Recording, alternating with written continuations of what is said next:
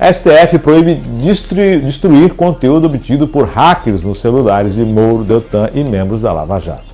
O Supremo Tribunal Federal decidiu na terça-feira que as provas obtidas no âmbito da Operação Spotfire não podem ser destruídas. Entre o material que não pode ser descartado estão as mensagens de integrantes da Lava Jato obtidas a partir da ação de hackers que alimentaram a chamada Vaza Jato, série de reportagens do portal The Intercept, que revelou conversas entre membros da Força Tarefa com o ex-procurador Deltan Dallagnol e o ex-juiz Sérgio Moro. A votação no plenário virtual da Corte, iniciada em 2 de junho, chancelou uma decisão liminar no mesmo sentido proferida pelo ministro Luiz Fux, ainda em 2019. Por unanimidade, os magistrados entenderam ser necessária a preservação do material probatório já colhido no bojo da Operação Spotfire e eventuais procedimentos correlatos até o julgamento final, a arguição do descumprimento do preceito fundamental em questão. A DPF 605 havia sido proposta pelo PDT 2 dias antes da liminar concedida por Fux. O partido acionou a Suprema Corte depois que Sérgio Moro, àquela altura ex-juiz e ministro da Justiça de Jair Bolsonaro, sinalizou que o material obtido pela PF seria descartado. Denise, eu acompanhei a participação do Deltan Dallagnol ainda como deputado, né, embora já tinha sido proferida a decisão do STF, no Roda Viva, envolvendo inclusive essa questão da Lava Jato. Eu acho interessantíssimo e de realmente muita valia manter todo esse material, porque acho que foi poucas vezes que eu vi o ex-procurador falando a respeito, falando a respeito. E ele foi muito incisivo e rebateu todas as questões da Vaza Jato e que me chamaram a atenção. Opa, 2 versões, 2 posicionamentos, 2 opiniões. Agora vamos buscar o que está falando a verdade nisso. Sim. Então, quando vem essa questão que está mantido, maravilha.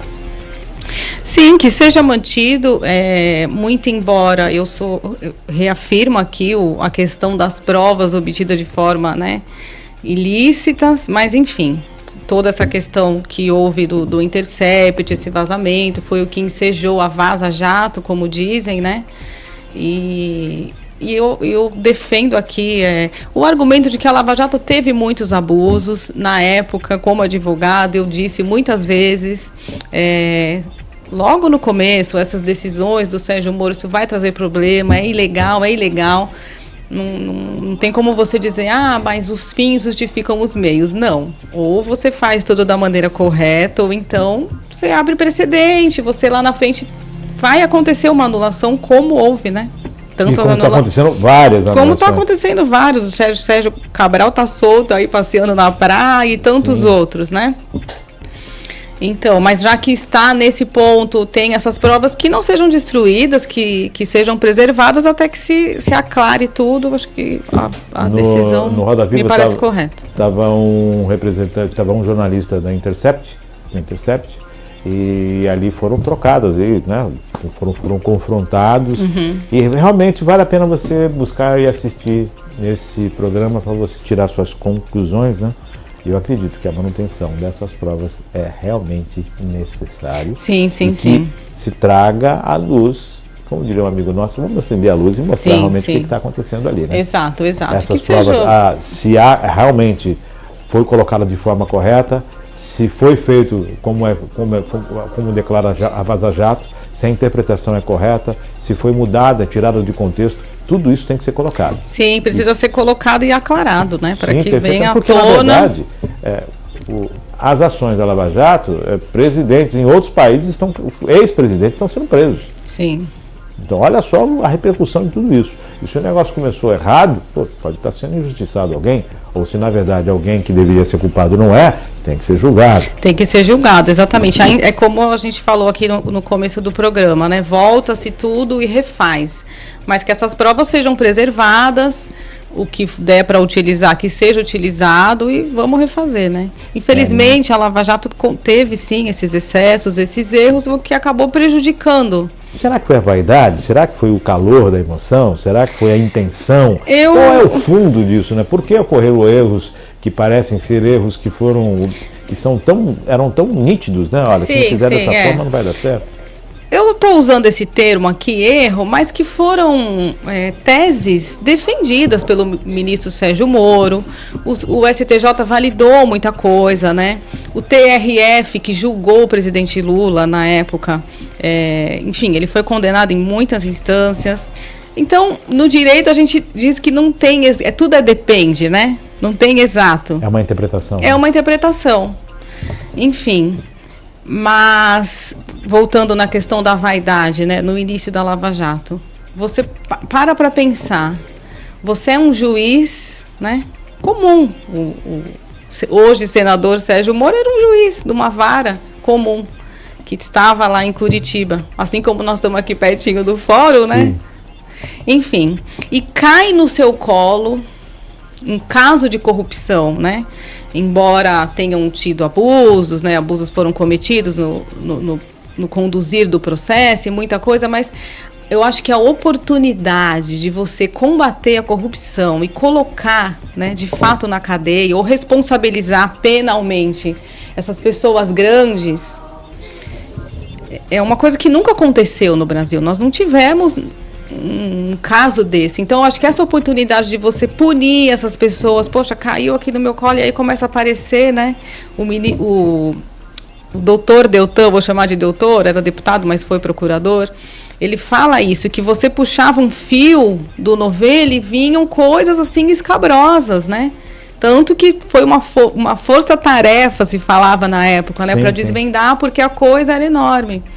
Então, acho que diante desse cenário caótico, absurdo, né, de crimes sendo cometidos dentro e fora do Brasil, do alto escalão ao baixo escalão, isso foi fazendo com que a vontade de punição, investigação fosse acalorada, né? E quando o volume é muito grande, talvez esses erros, essas arestas que ficaram, aconteceram por isso. O próprio Dr. Deltan falou isso, né? Ele tem um livro que defende isso, inclusive, para que você chegue e olhe o resultado, né? A defesa da Lava Jato é essa, tá? Teve excessos, foram cometidos, mas o resultado é que deve ser aproveitado. Então, é uma tese que também é defensável no direito. Eu tenho, na minha opinião, houve devolução de valores. Exatamente, e isso é um dos argumentos que o doutor Sérgio Moro e o doutor Deltan usam, né? Há indícios de devolução, que houve condenação, que as pessoas devolveram, se houve delação, então tudo isso é discutido.